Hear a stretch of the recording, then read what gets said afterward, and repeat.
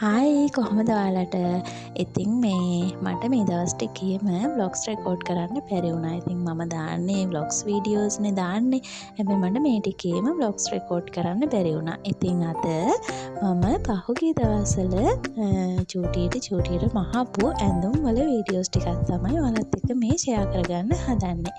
ඉතින් මේ චූටියට ඇඳුම් මහන එකත් මම සයිට් එකෙන් කරන චූටි බිස්නස් එකක්.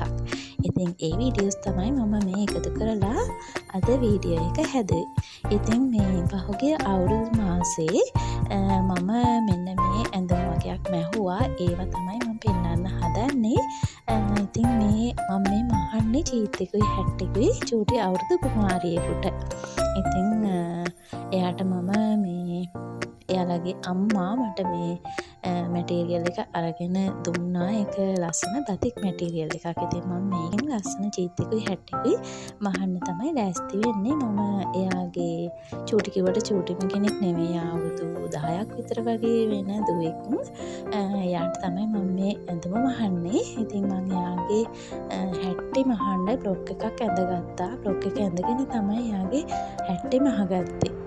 ඉතින් බ්ලොග් එක තියලා මම මැටීරියල් එකකින් මේ ඇඳගෙන ඊට පස්සේ දැන් මේ කපා ගන්නවා ඒක මහන්න. ඉතින් ඔයාලට පෙන්නන්නම් මම ලස්සනට මහගත්තු චීත්තේ හැටි කොහොමද කියලා. ඉතින් මම ගෙදර ඉඳන් අපේ ආර්ථිකයට හයියක් වෙන්න පුංචි දේවල් කරනවා. ඉතින් ඒ කරන දෙයක් තමයි මේ ඇඳුම් මහන එකත්.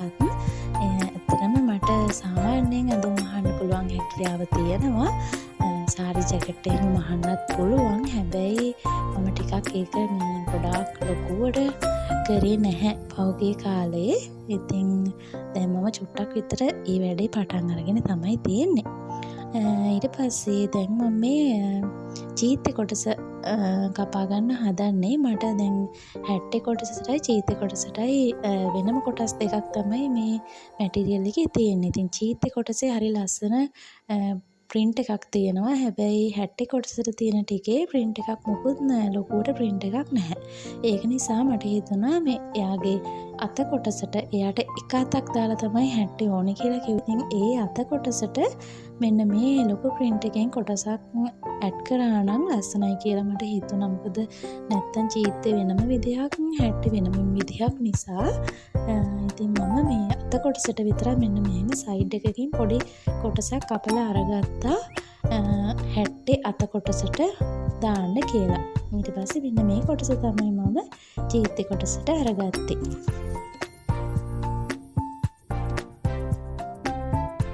ඊට පස්සේ මම ඇඳුම මහගත්තා චීත්තේ හැට්ටෙයි. මං ඊළඟට පෙන්නන්නම්. ඉතින් මට තියෙන්නේ මෙන්න මේ පොඩි සිංගල් ෆෝල්ඩබල් මැෂින් එකක් තමයි තියෙන්නේ. මගේ ළඟ ඕවලට් මැෂින් එකක් එහෙම නැහැ. ඉතින් මේ පොඩි මැෂින් එකෙන් තමයි මම ඇඳුම් මහන්නේ.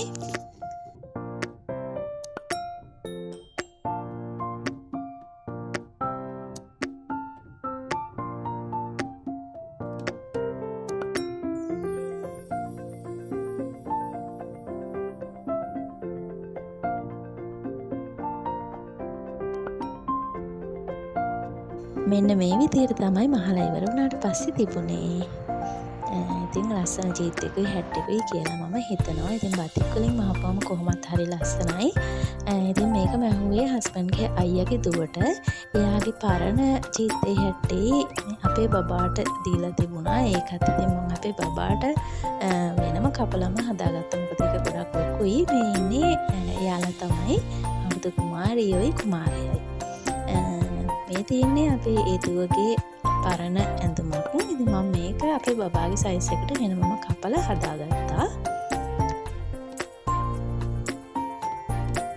ඉතින් අපේ බබාගේ ෆොටෝ එකකුත් මම මෙතන ඇඩ් කරන්නම්. ඉතින් එයාලා ගමේ තිබුණ අවුරුදු උත්සවේ අවුරුදු කුමාරයා තරඟවලට ඒ තුන් දෙනා හිටියා. ඉතින් අපේ බබාට නම් ප්ලේස් එකක් හම්බ වුණේ නැහැ. ඒ වුණාට ඉතින් එයාත් ඉදිරිපත් වුණා ඒ තරඟෙට.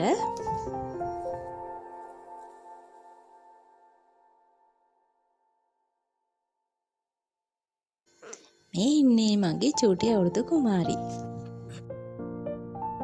අවුරුදු වලින් පස්සේ ඊට පස්සේ ඉතින් වෙසක්නේ දැන් වෙසක් ළඟ එනවා අපේ බබාලගේ නර්සරි එකෙන් පන්සල් ගියා. ඒ පන්සල් ගිය දවසේ එයාලට ළමා සාරිය ඇඳගෙන යන්න තිබුණා. ඉතින් අපේ බබාට නම් මං ගිය අවුරුද්දේ ළමා සාරියක් මැහුවා. මම මේ ළමා සාරිය මහන්නේ අපේ බබාගේ ක්ලාස් එකේ වෙන බබෙකුට. ඉතින් මගේ හිතවත් අක්කා කෙනෙක්ගේ දුවෙකුට තමයි මේ ළමා සාරිය මහන්නේ. මම මේ මැටීරියල් එක අරගෙන තියෙන්නේ මාෂා මැටීරියල් එකෙන්. ඇත්තටම මාෂා මැටීරියල් එකෙන් හරිය ලස්සනයි. මේ ඒ වගේම හරි සැහැල්ලුයි. පොඩි බබාලට හරි ලස්සනයි මේ මැටීරියල් එකෙන් ළමා සාරි මහපුවාම. ඉතින් කවුරු හරි ළමා සාරියක් මහන්න ඉන්නව නම් පොඩි බබාලට මෙන්න මේ මාෂා මැටීරියල් එකෙන් මහන්න. ඇත්තටම හරිම ලස්සනයි. අපේ බබාගෙන ළමා සාරිය මම මැහුවේ බටර් සිල්ක් මැටීරියල් එකෙන්. හැබැයි ඒ මැටීරියල් එකට වඩා මේ මැටීරියල් එක හරිම පහසුයි, සුව පහසුයි. ඉතින් මෙන්න මේ විදිහට තමයි මේ බබාගේ ළමා සාරිය මම මහගත්තේ.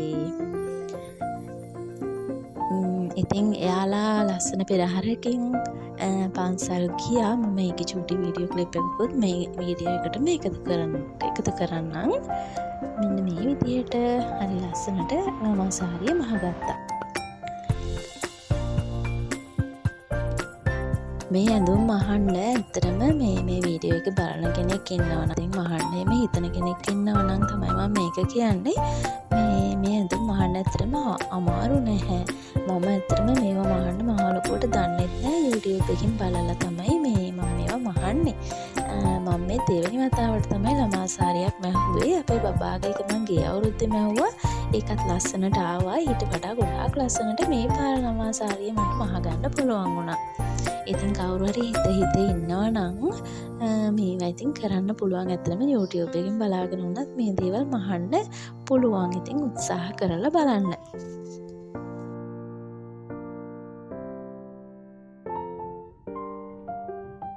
එයාලා මෙන්න මේ විදිහට තමයි ඉතා ලස්සන පෙරහැරකින් පන්සල් ගියේ.